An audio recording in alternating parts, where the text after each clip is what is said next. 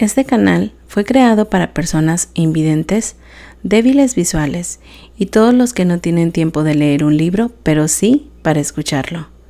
Todos los derechos son del autor.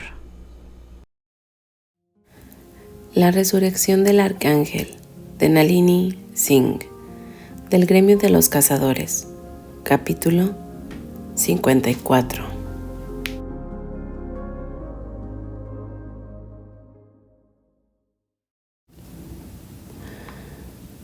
Titus ordenó a su gente que desenterrara y cremara a los muertos recientes. Palabras sombrías. Pero los renacidos acabaron con asentamientos enteros. Fácil para los escuadrones pasar por alto 1 o 2 cementerios profanados, especialmente con el caos de lo que estaba ocurriendo en este momento. Sanaya escuchó un grito lejano y espantoso en la parte posterior de su cabeza, cuando la criatura que había visto por primera vez, la que parecía la más fuerte de todas las que estaban debajo, trató de elevarse hacia ella una vez más. Su rostro tenía la piel suficiente para revelar un paroxismo de dolor. Incapaz de soportarlo, usó su poder para raspar el área con un golpe preciso. No hubo más renacimientos esqueléticos después de ella terminara. Nada más que polvo donde una vez se arrastraron. Los pastizales se quedaron en silencio, asfixiados por el peso de ese silencio. Ella y Alexander volaron en una cuadrilla meticulosa y extensa para asegurarse de que no se escondieran más entre los pastos. Encontré el cementerio, Sani. La voz de Alexander en su mente. Escondido en un rincón del bosque que vimos mientras caminábamos. Se encuentra justo a los restos de una aldea abandonada y es difícil de ver desde una exploración aérea. Solo lo hice por una ficha que había en una tumba. Brillaba a la luz de la luna. Ya voy. No hay necesidad. Puedo decirte que todas las tumbas están vacías y que cada una de ellas salen rastros de tierra. Aquí es donde apareció el renacido. Los muertos deben haber sido parcialmente desenterrados, luego abandonados, después de que los vivos que los cuidaban ya estaban todos muertos o renacidos. Una pausa. Déjame protegerte esta vez, mi corazón. Con la bilis hirviendo en su garganta, Sanaya tragó y se permitió el respiro, y a Alexander la necesidad de proteger. No veo señales de ningún otro renacido. Encontrémonos de nuevo en la llanura. Cuando aterrizó lo hizo en un trozo de hierba que no había sido tocado por los muertos resucitados. Estaban viniendo hacia mí, le dijo a Alexander cuando aterrizó a su lado. Era obvio desde una perspectiva aérea. Dándose la vuelta antes de que él pudiera responder, ella caminó a grandes zancadas por la hierba. Luego regresó. La hierba picaba contra sus alas donde antes las hojas habían estado acariciando sus dedos. Todo su cuerpo se sentía como si hubiera sido acosado por pequeños insectos. Esa maldita perra de corazón negro. Ella escupió las palabras. Ella me infectó. Alexander agarró su mano cuando ella se había girado de nuevo. Sani, no piensa. Él apretó su muñeca. Los infectados eran esclavos de su voluntad. Tú eres esclava de nadie. ¿Sientes alguna compulsión por servir a un maestro? Incapaz de liberarse de la sensación de violación, apartó la mano y caminó por la hierba. Esta vez, caminó hasta que estuvo lejos del recuerdo del renacido gateando. Su mente se enfriaba con cada paso que pasaba. Cuando Alexander voló para aterrizar a su lado, exhaló. No, dijo ella. No siento la obligación de servir a nadie. Fue un alivio decir eso en voz alta, pero se interrumpió porque no quería decirlo, pero Alexander tenía que saber.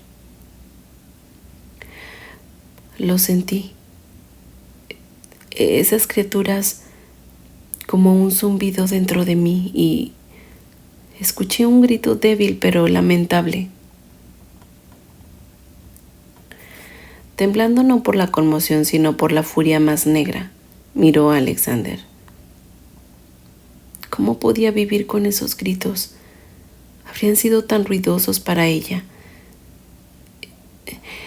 Ellos atrapados rogándole que los liberara. Porque ella era mala. Palabras planas, la plata de su mirada tan dura como una hoja de metal. Es posible que no renazca, dijo Sanaya, y mis ojos podrían haberse asentado en su sombra ordinaria y cambiaron a gris cuando los renacidos venían hacia ti. Ahora solo se están desvaneciendo a marrón oscuro.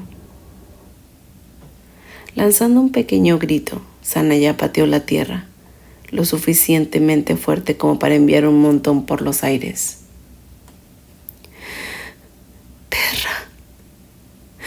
Perra viciosa y asesina. Cualquier cosa que dijera Alexander en respuesta a su diatriba fue ahogada por la voz de Aurelina en su cabeza. ¿San? Hemos recibido una alerta en un dispositivo moderno que lleva el sigilo de Rafael y el de Elijah. No puedo acceder. Está sellado solo para ojos arcangélicos. Con sangre fría, Sanaya compartió lo que Auri le había dicho a Alexander. Partieron en un silencio sombrío. Que la cátedra hubiera enterrado a Antonicus en el hielo era un secreto entre los arcángeles y sus consortes.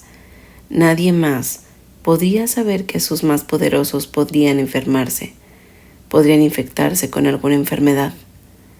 Era un conocimiento demasiado catastrófico.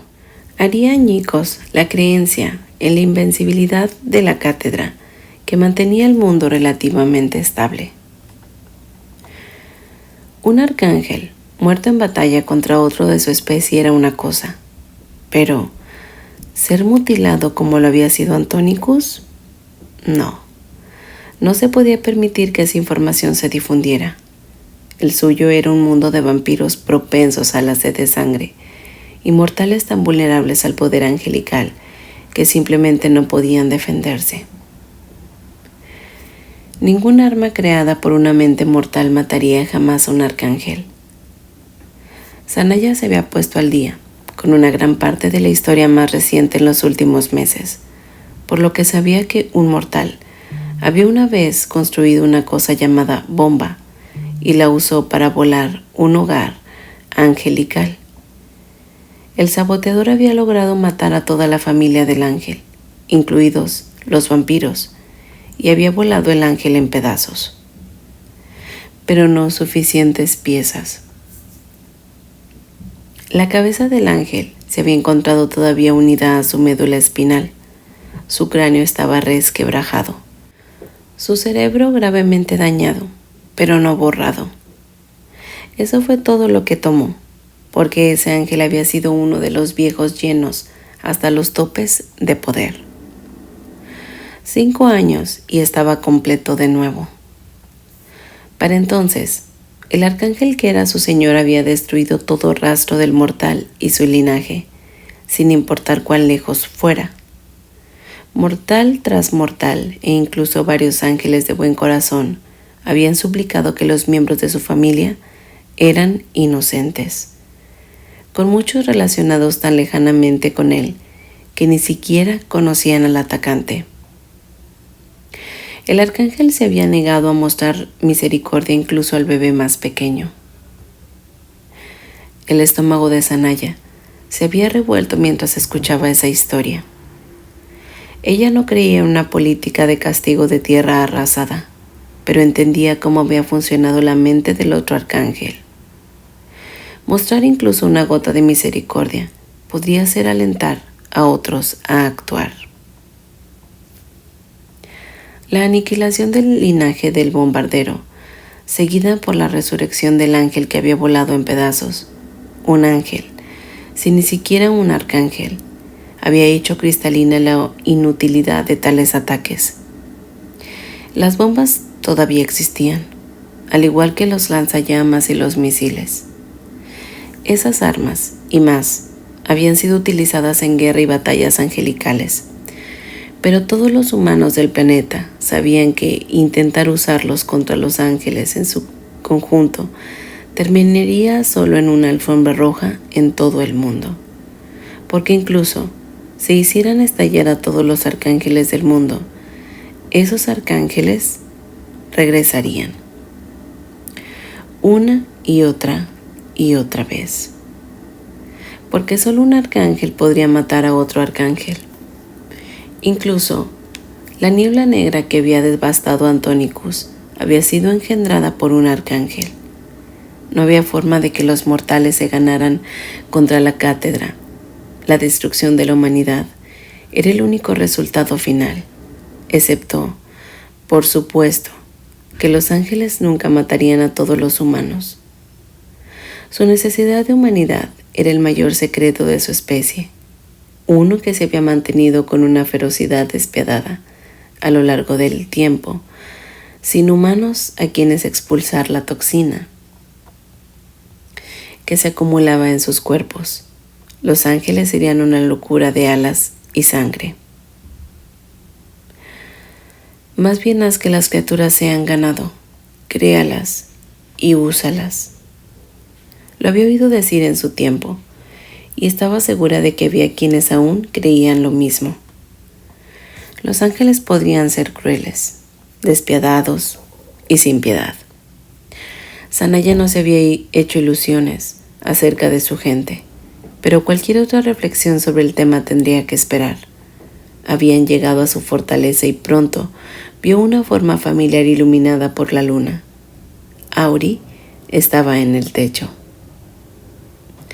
Aterrizaron con uno frente a un segundo. La otra mujer le entregó un elegante dispositivo negro, más grande que la máquina llamada teléfono. Tenía muchas de las mismas funciones. Sanaya pensó en él como un banco de conocimiento, ya que contenía toda la información del mundo. Adjunto a él había otro pequeño objeto cuadrado.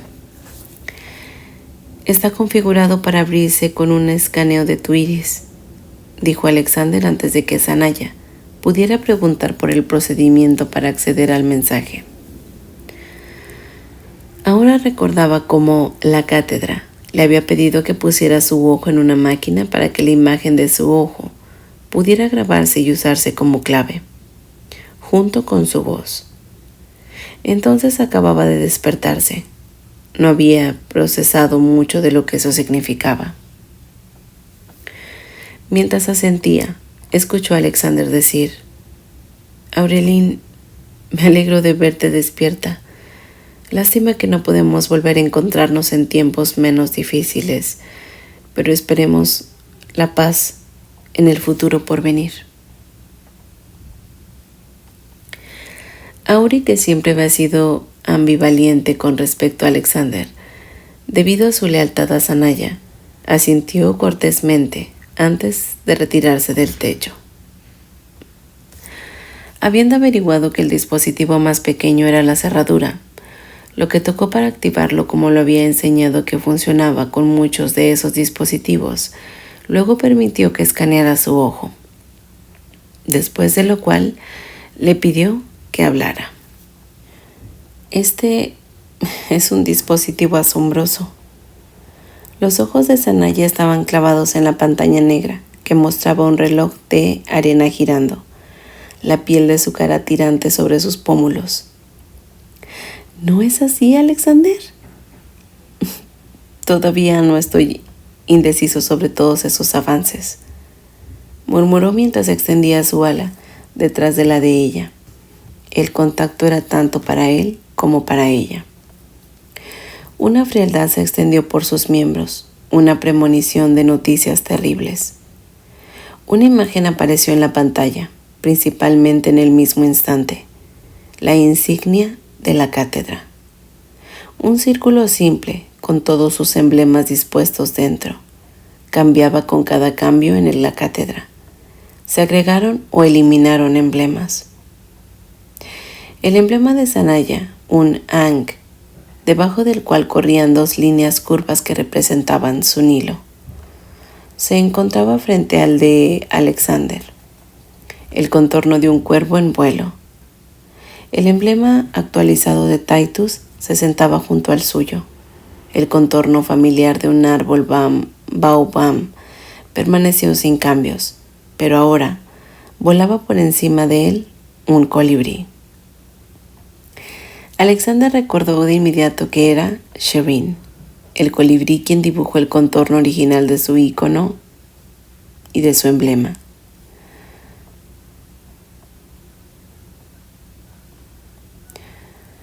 Había tenido lugar poco después de su ascensión. Había estado hablando con Kalyani sobre cuál quería que fuera su emblema, mientras su tranquila mejor amiga dibujaba cerca. El cabello negro con puntas doradas brillaba a la luz del sol, y lo siguiente que supo fue que ella le había mostrado su blog de dibujo y dijo: ¿parecido a esto, Alexander? Porque lo que pasaba con Shireen era que nunca se había sentido intimidada por la fuerza arcangélica.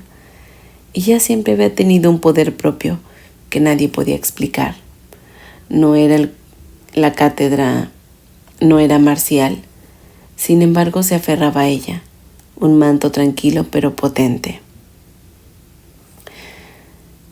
Dragan, tosco pero perspicaz, una vez más la miró y dijo: tal vez ella es la evolución, Alex. Un mejor, más amable y más inteligente que nosotros. Qué extraño que hasta este instante hubiera olvidado un recuerdo tan crítico que todos los demás conectados a él. Otro ejemplo de la maraña de la edad. Se preguntó si Shireen recordaría la génesis de su emblema. Él le preguntaría, tal vez la deleitaría con un recuerdo perdido hace mucho tiempo.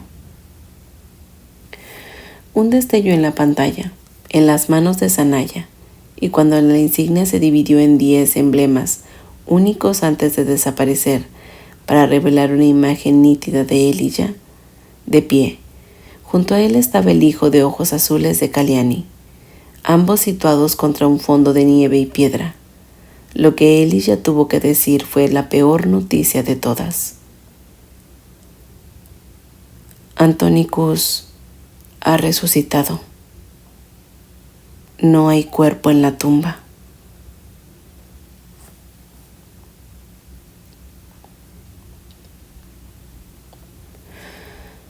Capítulo 55. Antonicus se había alimentado de nuevo. Cuanto más se alimentaba, más de sí mismo regresaba a él, y cuanto más disgusto sentía por... El pensamiento se fragmentó, entrecerrando los ojos mientras pateaba el cuerpo medio arrugado, cuya fuerza vital había adquirido. Al principio, pensó que necesitaba su sangre, pero la sangre, roja y metálica, era un mero mecanismo de transferencia de la energía que lo alimentaba. Pronto tendría tanto que no tendría que preocuparse por las distancias.